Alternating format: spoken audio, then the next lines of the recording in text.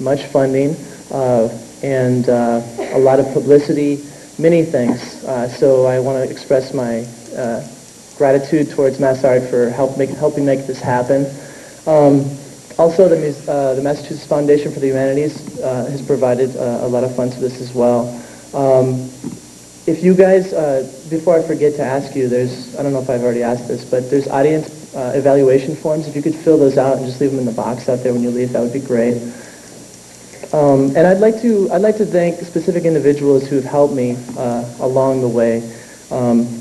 George Creamer has done a lot to assist me and help me figure out how this is going to come together as a whole. Lisa Tong as well. Both of them have provided like a lot of financial assistance as well as organizational guidance and that sort of thing. Ricardo Barreto in the Urban Arts Institute.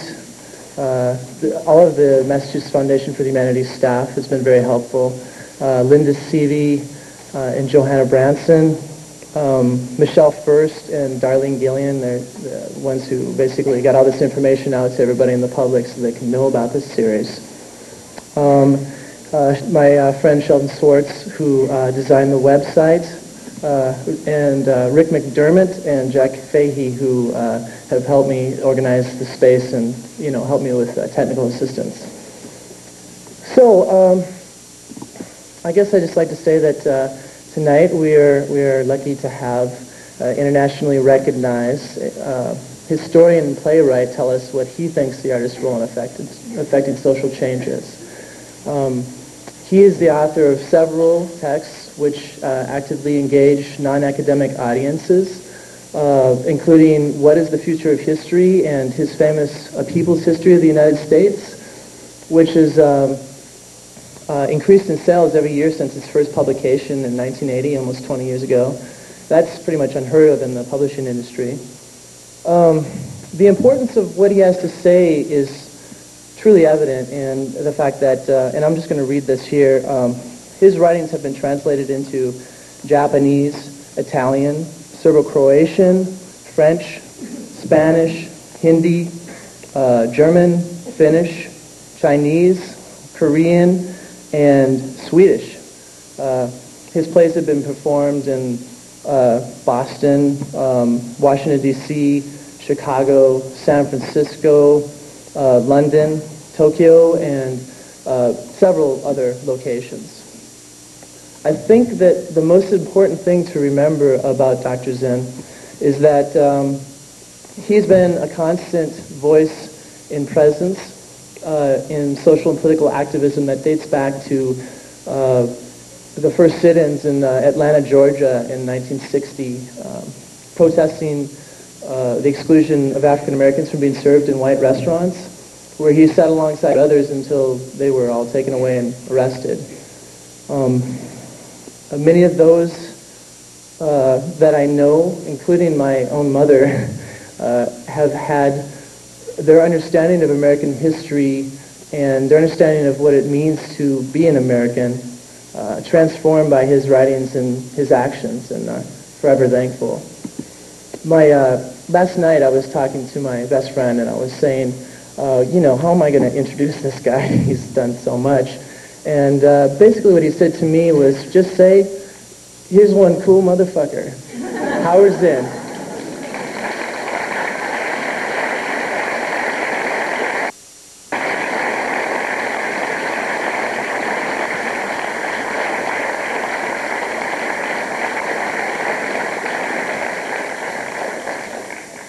Thank you.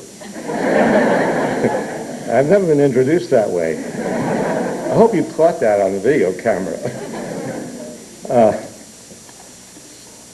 Well, I have never talked about this topic. I won't say I've never talked, but I've never talked about this topic. Art and society. Of course, I've thought about it. My wife is a painter. I have artist friends. Some of my best friends are artists. Some of them are here, observing me. But as I say, yeah, I've thought about it. Of course, all of us have. And And what comes to mind when I think of the relationship of the artist to society, what should be the relationship of the artist to society. And with me, it's always a question of what should be and not what is. But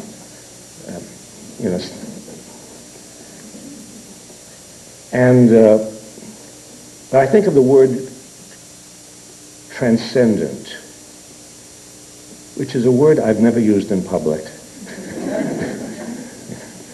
But it was the only thing I could come up with to describe what I think about the role of the artist.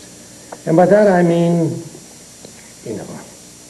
not, Immanuel Kant's, well, yes, sort of close to it, but not really, his idea of what is transcendent, something like it. But the idea is that the artist transcends the immediate, transcends the here and now. The artist transcends the madness of the world, transcends the madness of terrorism, transcends the madness of war. And the artist thinks outside the framework and acts and paints and does music and writes outside the framework that society has created.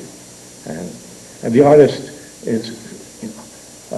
may do no more than, and I don't mean to minimize it by saying no more than, the artist may do more than, give us beauty and laughter, passion, surprise, drama,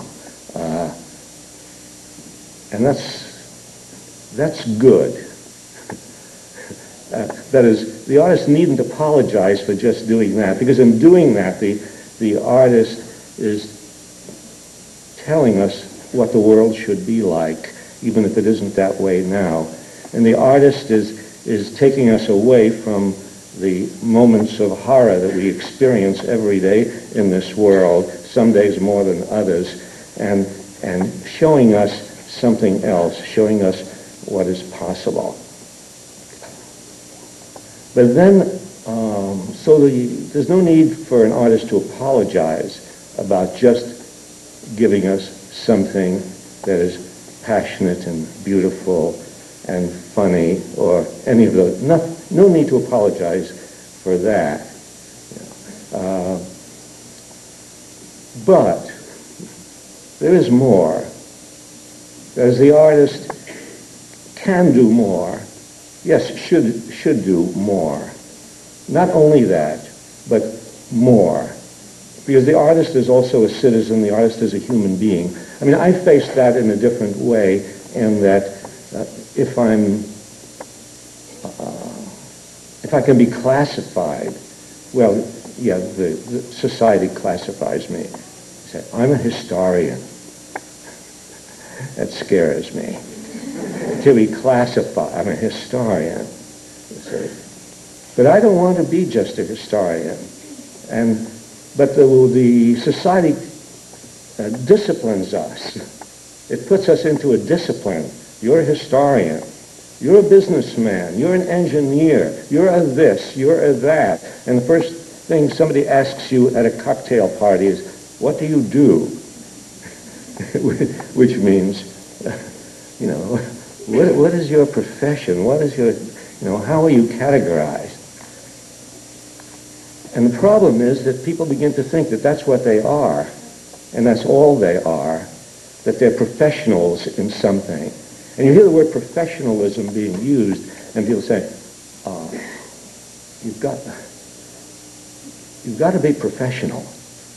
Whenever you hear the word, I get a little scared, because that limits human beings to working within the limits set by this profession. As a historian, I would face this, and there would be, during the Vietnam War, there would be meetings of historians. Can you imagine what a wonderful feeling that is? To be among 2,000 historians?